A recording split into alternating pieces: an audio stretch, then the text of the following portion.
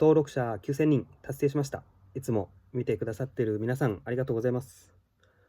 今日は今後について少し話をさせてください。早速なんですが、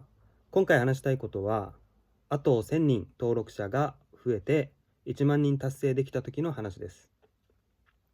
やっぱり節目の記念と感謝の気持ちを込めて動画を残すはずなんですが、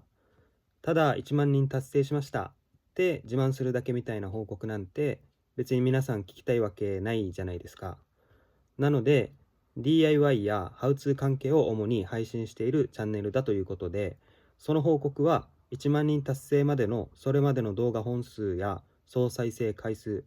広告収益、さらに動画投稿を伸ばす裏技的なまだ紹介されているのを見たことがない方法がありますので、それも含めて全部お見せしたいなと思います。この話が今回の告知です。チャンネル登録まだの人は1万人までもう少しなので登録して応援いただけたら嬉しいです。どうぞよろしくお願いします。